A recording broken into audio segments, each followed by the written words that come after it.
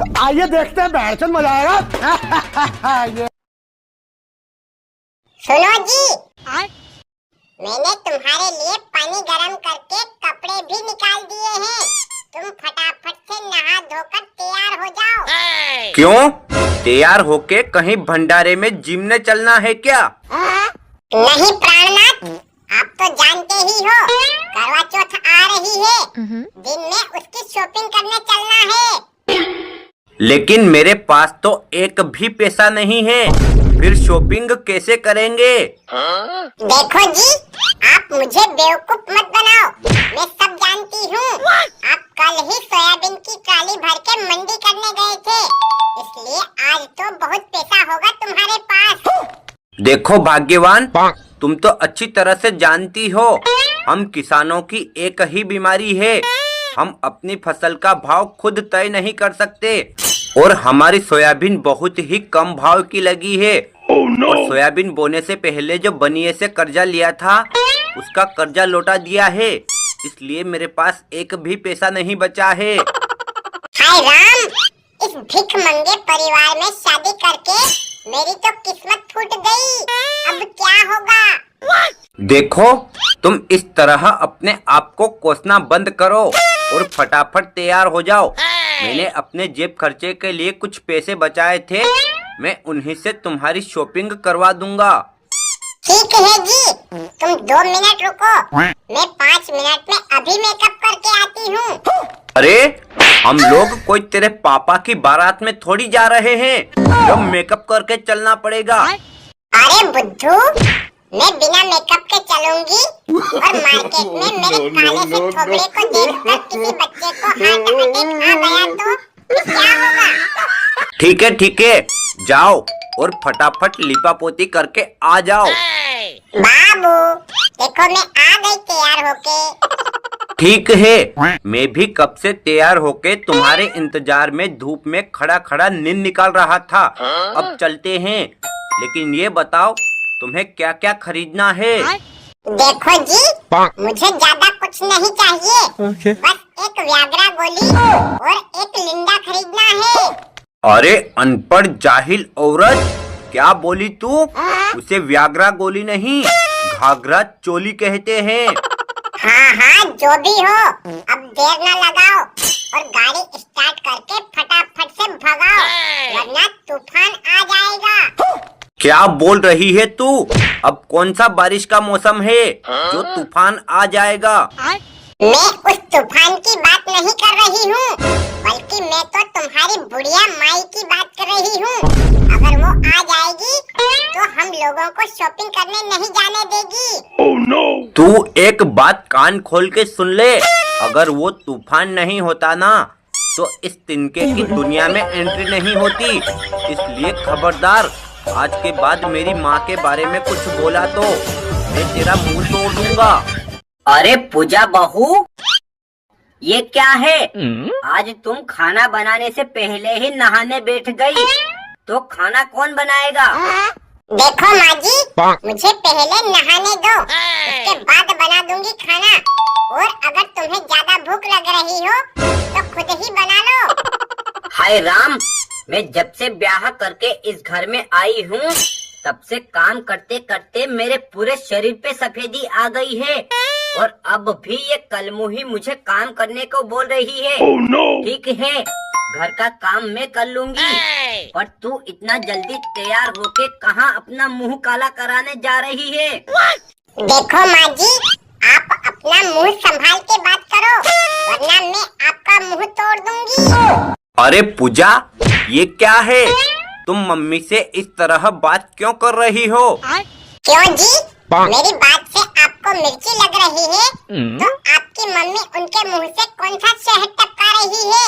वो भी तो अनाप शनाप बोल रही है। अरे बदतमीज, वो तेरी माँ की उम्र की है, कम से कम उसकी उम्र का तो लिहाज कर। तो क्या हुआ, वो जो बोलेगी वो सुनती रहूंगी क्या? ऐसा कभी नहीं होगा। तू एक बात कान खोल के सुन ले, अगर तुझे इस घर में रहना है तो जो हम लोग बोलेंगे वही करना पड़ेगा। अगर ज्यादा कैंची की तरह जबान लड़ाएगी तो तेरा मुंह तोड़ दूंगा। हे भगवान, कैसा निर्लज पति मिला है मुझे। मैं तो नहा धोकर इनकी उम्र बढ़ाने के लिए करवा चौथ का व्रत रख रही हूँ और ये अपनी माँ से कुछ कहने के बजाय मुझसे ही लड़ाई कर रहे हैं। Oh no! तो मैंने बोला है क्या कि तू मेरे लिए व्रत रख। वैसे भी तू व्रत नहीं करेगी तो भी मैं पूरे 100 साल तक जीऊंगा। स्वयं काल भी मुझे मार नहीं सकता। इस बदतमीज लड़की को क्या जवाब दिया है बेटा तूने? अरे तूने तो मेरे मुंह की बात छीन ली। और फिर मैंने तो कभी कोई करवा चौथ का व्रत नहीं किया, फिर भी तेरे पापा पूरे 120 साल तक जिए हैं। देखो बुढ़िया, तुम इस तरह चौथ माता का अपमान मत करो। अगर वो नाराज हो गई तो तुम इसी वक्त कोढ़नी हो जाओगी। ये क्या है पूजा? मैं कुछ नहीं बोल रहा हूँ। इसका मतलब तू फिर से माँ से बदतमीजी करने लग गई। मैं कोई बदतमीजी नहीं कर रही हूँ, बल्कि जो सच्चाई है वही बता रही हूँ। और तुम ज्यादा कुत्ते की तरह भौं भौं मत करो, वरना मैं अभी उपवास तोड़ दूंगी तो तुम्हारे प्राण संकट में आ जाएंगे। सुनो, मैं पिछले 5-6 सालों से करवा चौथ का व्रत नहीं रख रही हूँ, फिर भी देख रही हूँ आप हट्टे कट्टे गबरू जवान और स्वस्थ हो। अरे मैं अपने स्वास्थ्य का ख्याल खुद रखता हूँ और नियम से चलता हूँ, तभी मैं इतना स्वस्थ हूँ। देखो, तुम मुझे इतना बेवकूफ मत समझो और साफ साफ बताओ कौन है वो चुड़ैल जो तुम्हारे लिए करवा चौथ का व्रत रख रही है। अरे बाबू, कसम तुम्हारी इस कैंची की तरह चलती हुई जबान की, मेरा तुम्हारे अलावा किसी लड़की के साथ कोई अफेयर नहीं है। अच्छा, अब समझी मैं।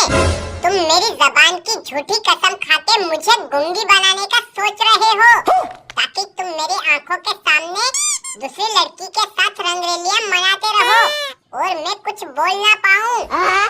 अरे भाग्यवान, तुम भी कितना शक करती हो यार। साला तुमसे शादी करने के बाद तो मेरी जिंदगी नरक जैसी बन गई है। जब देखो तब कुछ न कुछ बहाने बनाकर मुझसे लड़ाई करती ही रहती हो।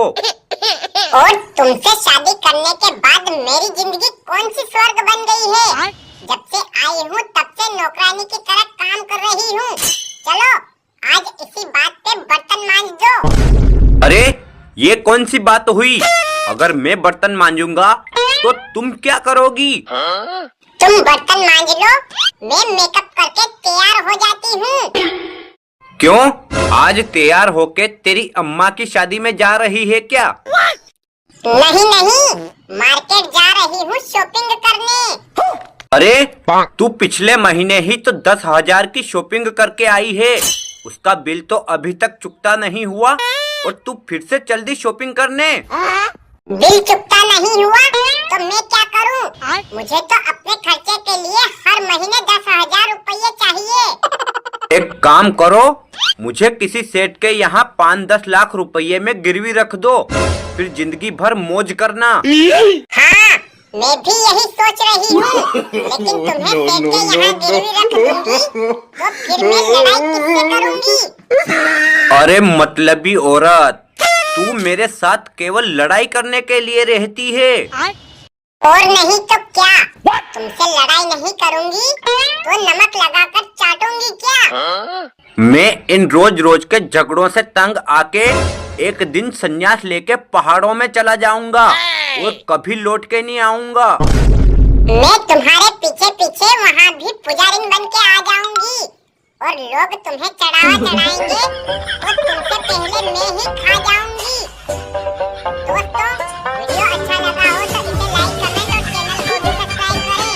यहाँ पर रोज ऐसे ही मजेदार वीडियो देखने को मिलते रहते हैं। मजा आया, और मैं ये जो मजा है हिंदुस्तान के हर व्यक्ति को देना चाहता हूँ।